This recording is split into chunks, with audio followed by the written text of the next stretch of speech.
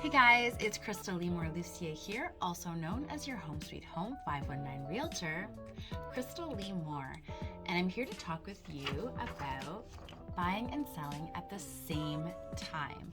So what does that look like? Clients are always asking us, what do I do first? Do I buy first or do I sell first?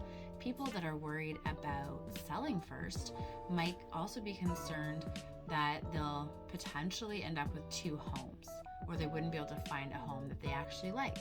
People that are looking at buying first might be worried about not being able to sell when the time is right.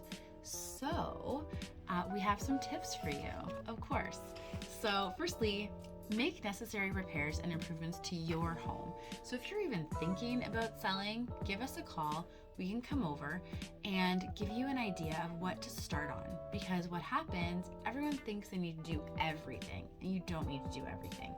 You should do some things though before you list your home that will really help speed up the process. Remember, a buyer going through your home is going to be making a mental list of everything that they need to do to your house. The lower and the smaller we can make that list, the better. The next thing, get a professional real estate agent. So it might seem like it's easier to sell it alone or you'll save money, but you're not really saving money if your stress is higher or if you end up actually getting less for the house. So consider getting a professional that does this every day instead of selling your biggest asset alone. The other thing you want to do is make sure you're ready with a down payment and a deposit.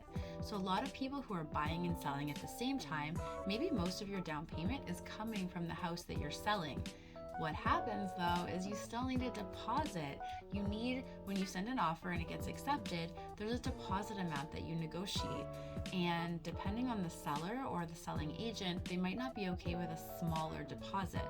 We have that all the time where we have to explain and then hope that they're okay with that. The other thing too, you need a backup plan. So when you're doing both at the same time, you don't know how fast something will take to find and how fast your house will sell necessarily. Perfect world, they both happen in a week, boom, matching closing days, it's wonderful. But we still want a backup plan just in case. So whether that's staying with family, getting an Airbnb, short-term rental. I know the Residence Inn here in London has a really cool situation where you can stay there, but they have like a kitchen. It's awesome. Or what happens if you own two houses at the same time because there's an overlap? So that might be a bridge loan or family help, but probably a bridge loan. So find out all about that in advance from a mortgage professional. Fun fact, if you don't know a mortgage professional, we can connect you. And then the other thing is just finding out how much your home is worth. Call a real estate agent and find out exactly what it's worth today, not what maybe your neighbor sold last year or what you're hoping for or what your assessed value is. So in Ontario, we have our assessment value, and that's what you pay taxes on.